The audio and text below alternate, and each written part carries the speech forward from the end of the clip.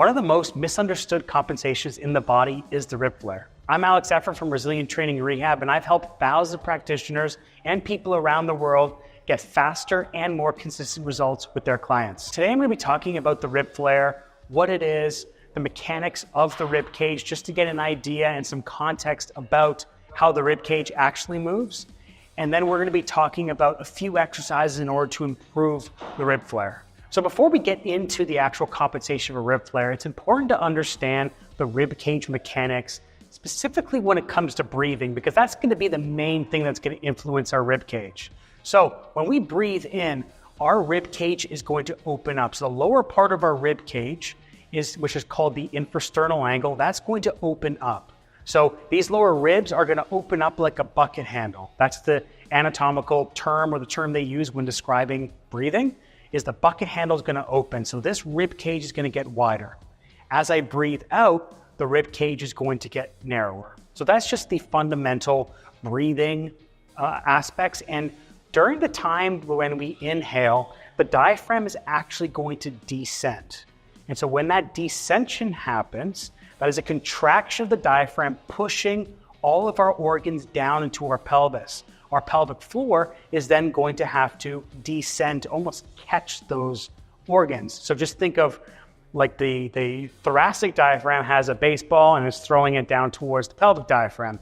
When I exhale, the opposite happens. My thoracic diaphragm relaxes and it actually curls up as my pelvic floor lifts up and contracts. So that's kind of the fundamental things that happen within the body, this differential between pressure and volume in order to influence the shape of the rib cage. So when I'm breathing, I'm going to have different shapes of the rib cage and of the pelvis. There comes a time where, whether it's stress, whether it's a sport I play, the environment that I'm doing, my type of training that I'm doing, maybe it's just repetitive training, maybe it's very specific isolated training, or it is training for competition like powerlifting or whatever it is that fix us into a certain pattern. What you commonly will see is that people will kind of get stuck into this one breathing pattern. Most of the time it is more of this inhalation pattern, because what they're trying to do is they're trying to create more force. And so in order to do that, I'm going to extend my spine, or I'm going to shift my center of gravity forward. That is going to cause my ribs to flare. So essentially what happens is all the muscles along my back, that could be like my erectors, so like my back muscles that go along the spine, my lats, all of those powerhouse muscles are going to contract in order to help whatever I'm doing to accomplish the job. And that is usually to do with force production. So you see people who do bench press and they really arch their back. And I'm not talking about power lifters who need to do that for their sport. I'm just talking about it in general. You see people who have really barrel chest and really flare their ribs. These are people who have their center of gravity so far over on their toes, and it is a position of production, force production. I can't create certain movement throughout my body. Maybe it's my shoulder, maybe it's my hip. And so what I do is I dump the pelvis forward and I flare the ribs. And this is just to keep me from falling on my face. Because again, if my pelvis dumps forward, I'm going to shift my center of gravity towards my toes. So I almost have to lean back so I don't fall on my face. So I got these muscles in my back that kick on to essentially pull me back so I don't fall over.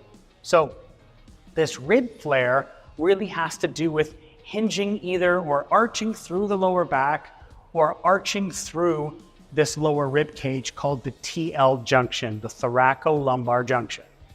And again, that happens typically when people are missing certain range of motion at the hip or certain range of motion at the shoulder. What you'll see sometimes with measuring or assessment is when you have somebody who lays on their back and they have this huge arch on their lower back, when you do some type of shoulder flexion or shoulder external rotation, it looks like they have a lot of range of motion.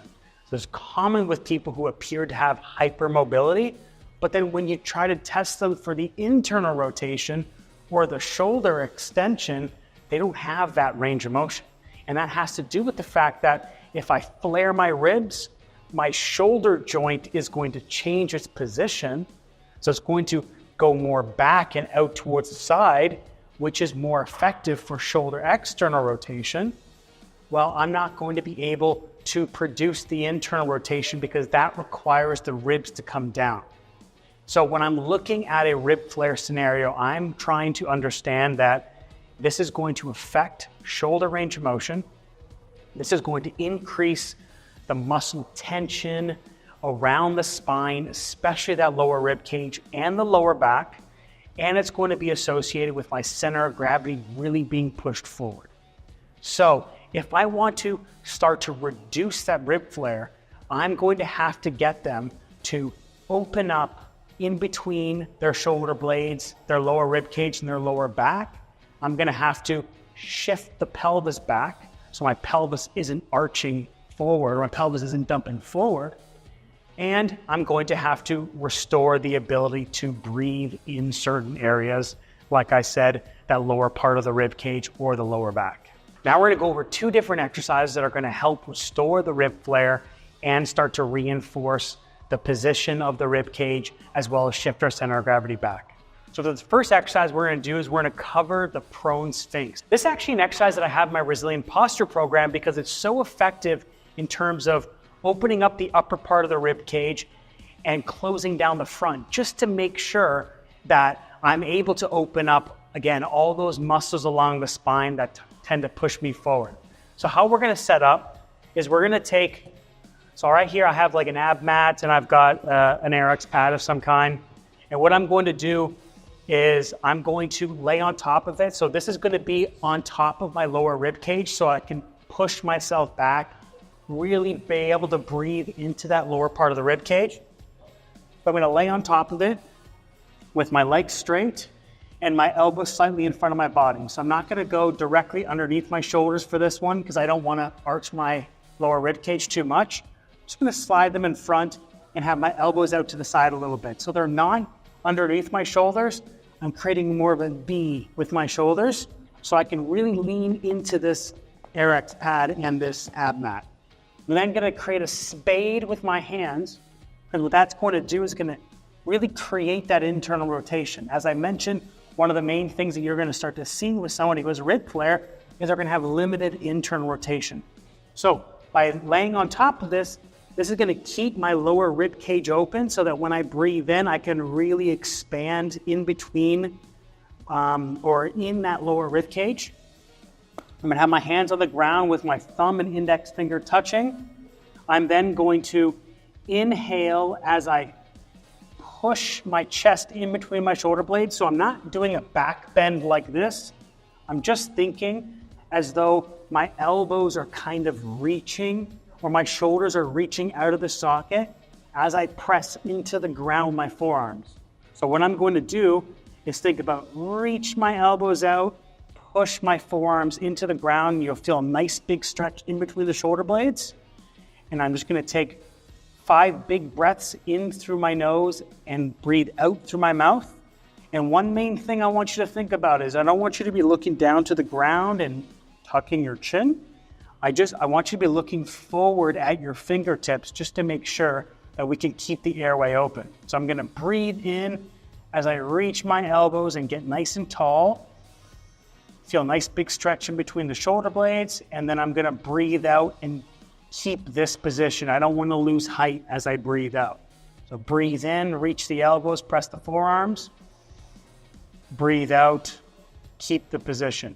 If you start to feel your traps working or any type of neck muscles, then what I want you to do is bring your elbows maybe a little bit closer to your body, not so far in front, but just a little bit closer to your body, but again, making sure that you're not arching through this lower part of the rib cage. So for the second exercise, we're going to use a little bit of load and we're going to lay on our back in this case in order to start to get certain muscles like our external obliques to close our rib cage and push our rib cage back into the ground. One thing I want you to always think about is I'm not going to get you to push your lower back into the ground because what you'll see is you're going to slouch to do that. What we always want to be thinking about is keeping our chest nice and tall, but our ribs down. So just a little test you could do is take your hand, put it on your lower rib cage, your other hand on your sternum, your chest. And what you're going to do is you're going to breathe in, feel your chest lift up. As you breathe out, you're not going to change anything to do with your chest. Your chest is going to stay where it is, but your hand should feel like it's almost pulling the ribs down. So you have your chest going up and you have your ribs going down and back. So I don't want you to crunch where both your chest and your ribs go back. We want them to be in different positions. So what we're going to do for this exercise is you're going to grab something that's a couple inches tall. Okay, so this is a pad. This could be a couple yoga blocks, a couple books. And you're going to put your feet on top of this pad. And what this pad is going to do by having your feet slightly elevated is it's naturally going to tilt your pelvis back. I don't want you to think about tucking your pelvis underneath. We're not going to do that because I want to make sure that you keep the tag of your pants, your belt line, on the ground at all times. So by having my feet a little bit elevated, it's going to naturally roll my pelvis back, which is perfect because, as I said, with the rib flare, our pelvis wants to dump forward. So I've got my feet on the pad, and I'm going to take a foam roller or something just to keep between my knees. I'm not going to squeeze it. I just want to hold on so that my knees can stay hip-width apart. And then I'm going to grab a kettlebell or dumbbell. I prefer kettlebell, especially when I'm holding the ball of the kettlebell over top of my face or just in line with my face, because what's going to happen is if I bring the kettlebell overhead, the weight is going to try to pull forward, and I have to use my stomach muscles and muscles in the front in order to counteract it, which is going to really help close that rib cage or bring it down to the ground. So what I'm going to get you to do is think about pressing the inside arch of your feet into the pad. You should feel your hamstring muscles start to tick on. If you feel your calves tick on, just bring your feet a little bit closer toward your body. You're then going to reach the kettlebell up towards the ceiling. So you're going to press the inside edges, feel the hamstrings. You're going to reach the kettlebell up towards the ceiling. I don't want you to, again, drop your sternum. I want you to just think like your shoulder blades are wrapping around the rib cage. Then as you breathe out, you're going to bring the kettlebell overhead just a couple inches. So you're going to breathe in, breathe out, bring it over a little bit. Then I'm going to breathe in, reach even further. Breathe out, have the kettlebell go overhead. And then I'm going to breathe in one more time. And then breathe out, go a little higher. And then I'm going to reset. And I'm going to do that about 3 to 4 times. So 3 to 4 reps of 3 different phases of going overhead. Again, that's going to work on your stomach muscles to help lock down that rib cage, especially when you go overhead, because when I go overhead, that's when people really want to arch their lower rib cage in order to accomplish that. This can be a great exercise in order to teach somebody how to go overhead, but maintaining more of a stacked position between their rib cage and their pelvis.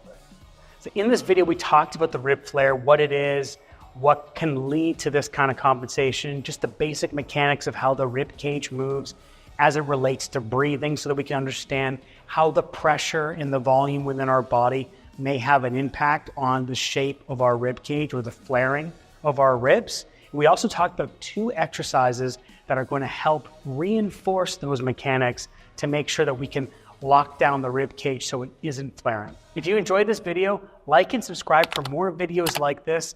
Give these exercises a try. I'm looking forward to hearing how they go.